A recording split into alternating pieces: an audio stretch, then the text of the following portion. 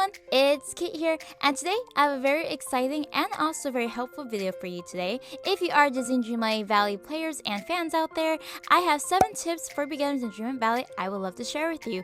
Now, I've been playing Disney Dreamlight Valley for quite some time, for the last couple of days and maybe near a week, so I want to share with you guys what I learned since playing the game from either myself or from videos of other content creators who also picked up on these tips themselves when they played and want to share their thoughts, or even from you kids when I would stream this. So if you want to know what my 7 tips are that may help you in your next Disney Dreamlight Valley adventures, stay tuned and also click the like button for me to let me know that you are enjoying the content so far, and also sub to the best club on the internet so you can become an official kit, so no matter wherever and whomever you encounter, get the magic to go spread and share on my behalf and on behalf of the Kit Army. So without further ado, let's get into tip number 1. Now, if you guys are streamers or content creators or want to make future videos on Dreamlight Valley or streams, then make sure before you even start the game, you go into your settings and where you see streamer friendly mode, definitely turn that setting on. Now what that does, it replaces any copyright music that may be in the game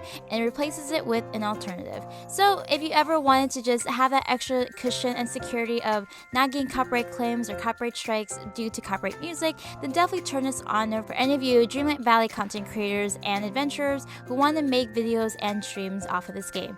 Now, tip number 2 is pretty much obvious, but it's always good to be reminded, and it's the first thing that we actually learn how to do and what to do in this game, is actually restore your energy in your home. Now, I know a lot of people may not understand or may not fully realize that when you do start off early on in Dreamlight Valley, your health definitely diminishes and dwindles a lot quicker and easier due to mining or fishing or just anything that you do around the valley. When it comes to like your works, it can be very strenuous on your health, so it's very important that whenever chance you get, you definitely go back to your home as much as you can to definitely restore your energy and not be too low on health when playing this game. So I would advise that if any of you who may not know how to restore your energy or having trouble with it, make sure you just head back home for a bit and your health will come back, and the more you progress in the game, then the more you start to max out your health bar, so it becomes a lot less time consuming to always have to go to your home and have to sit there and wait till your health bar gets back to normal.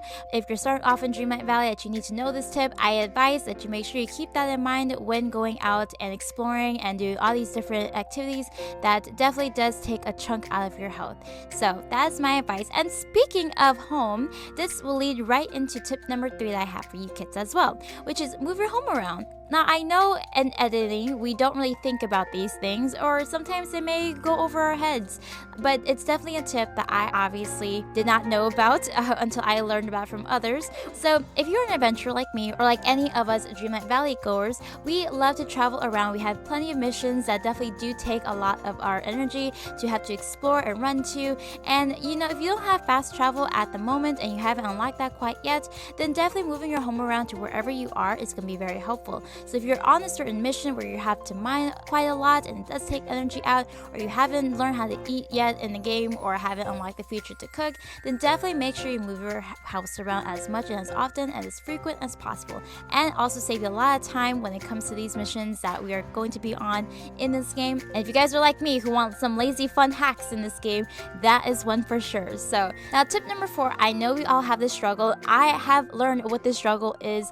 since playing the game myself, and it is the inventory. The inventory struggle is real out here, people, and until we get that update of having more expansive storage, we will be struggling with this for quite some time. So if you are on the struggle train and butts with me, please leave a like, because I know that struggle now and I understand, and these are my tips, at least in the time being, to help you maintain your storage, or just anything that can help you in having at least just enough space for if you have star quests that you gotta do for friendships, or for any other realm quests that you need to have like specific slots for those specific items for that character or mission.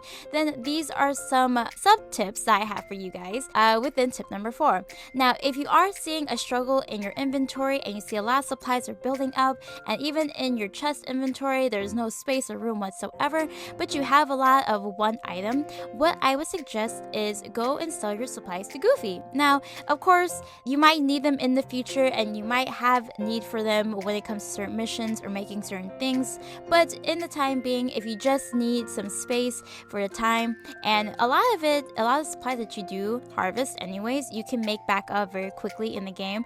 So selling them won't take up too much of your progress in the game. But hey, you get some coin out of it, and who doesn't want some money out of all of this? So, and if you also want to get a little bit of star coins out of them, then I suggest that if you have a lot of supplies built up for just any unnecessary space that is taking up in your inventory that you can use for other things that are more important or more rare for you to supply or more rare for you to store, then definitely sell some supplies to Goofy for sure. Just go to a stand, pick whatever item you want, and just sell it to him.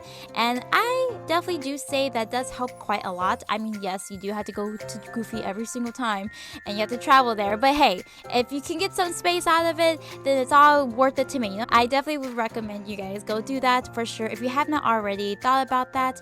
And also, while we're on the topic of transferring items, it's like a pick and match game, like mix and match. If you have a lot of one supply built up over time and you kind of see that there's also already a spot in your inventory, in your chest, that you can transfer those items to, then I definitely suggest, if you have a lot of one supply like basil or oregano or any gems that are rare that you don't want to sell because you are not sure what it's going to be used for in the future, but you just want to make sure that you have it on hand when you do, definitely put any rare items like your dream shards or anything that may have something of value that you don't want to have in your immediate inventory. I definitely suggest that you go and transfer those items.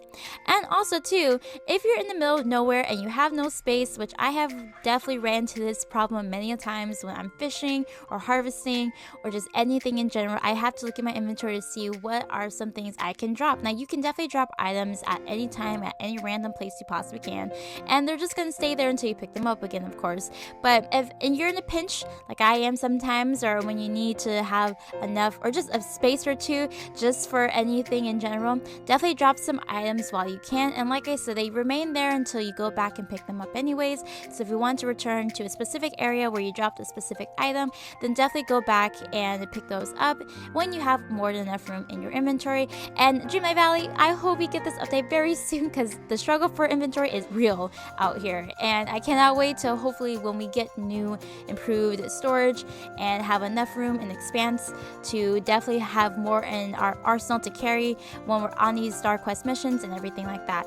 And if you're also in the middle of quests for any missions that you have unlocked or you currently are on at the moment too, then definitely make sure that you complete those quests. If you have items for specific missions like Ursula or Moana or just anyone in general, make sure you go and do those quests so that you can free up your inventory that way. Because I know a lot of times we forget that when we're on our missions and things like that, we tend to neglect our inventory when we have those items, or we're just waiting for the next mission to be on to definitely do other quests with, and we forget to do the prior quest which has items that are specific to that character. So don't forget to do your quests, guys, so that way you can make up more space in your inventory and then you have more room to work with when it comes to having space and having just enough slots for when you need more important items in the future. I did not realize this. Tip number 5, it definitely took me for a loop. I would have to say, for anyone who's currently on the Ursula mission, this is for you. If you don't know how to get sand, my biggest tip for you is just dig. Now, if you are on your Ursula mission, or if you need supplies to make glass in the future from sand, then just go to your local Dazzle Beach and just start digging. Now, it's going to take some time until you actually get those sand patches that do spawn for you to pick up. You might get other items in the meantime, like stones or rocks or shells or coins. I mean, we all love our star coins. Like, hey, any little bit of star coins can help us out here, I'm all for it, you know what I'm saying? But it does take a lot on your health as well, so just keep that in mind. But yeah, definitely dig for sand if you need sand desperately, and depending on how much you dig, most likely you'll get 2 at a time out of one patch when you do pick them up. But yeah, that is my tip for when you need sand on hand. Like, it's obvious, but like, I didn't know about this, and let me know if you didn't know about it. But I know people, if any little tips or tricks can help you guys in the future, I'm all the more here for it to like let you guys know about them. And also, if you want to know what my last 2 tips are for tips 6 and 7, then make sure if you've gotten this far in the video, you click that like button and sub to the best club on the internet to become an official kid. So not only we unlock the magic of friendship, you also have magic to whisper and share on my behalf. and on behalf of the Kit Army. So without further ado, let's get into these last 2 tips I have for you in today's video. And tip number 6, I would have to say, would be one of the most convenient tips I can actually share with you guys. If you have gone far enough in the game and have been able to unlock fast travel, I would say wherever you go in Dreamlight Valley, if you are unlocking realms, to definitely unlock the wells in those realms first, because when you do and if you have enough saved up, if you earned enough Dreamlight or coins to unlock them, definitely make sure you do take fast travel into consideration first and foremost. That way it just makes it easier for you to travel to places sooner and faster and quicker, no matter where you're located on the map. And you don't have to actually be near a well for it to work or for fast travel to take place. You could just be anywhere on the map, and as long as you have a well unlocked and open, just go to there, click on it, and there you go. Ba-bam! There you are. Abracadabra, bibbidi-boppidi-boo. You're right then and there and where you need to be. And alright, my kids, tip number 7, which is the last tip I have for you guys. If you want to know how to play Dreamlight Valley in the daytime or when it's currently nighttime in your situation, whether it's because of school or work, or it's the only time you can actually enjoy the game, definitely look into settings, which will be located in your menu, and go and change the daytime. All you have to do is just offset a couple of hours to however long you need the game to be for, and you can have a Dreamlight Valley in the daytime. If you guys want to enjoy it during the daytime and not necessarily at the nighttime, and also you can be able to see what you're doing in the game, then definitely look into that setting if you have not already. It's a new feature that they just added, so it's a great opportunity to make sure that you do take advantage of it if you're unable to play Dreamlight Valley during the day. But it is a very good setting feature that if you guys want to know about, there you guys go. And yeah, thank you guys so much for watching this video. If you made it this far, I appreciate you guys so much. And if there are future tips and tricks that you would like to have me feature in another video, or if you have anything that I've missed, please let me know in the comments below. And remember, my kids, you have the magic of friendship with you, so no matter wherever and whomever you encounter, you have the magic to whisper and share on my behalf and on behalf of the Kit Army. Without further ado, I'll give them until next time. Bye!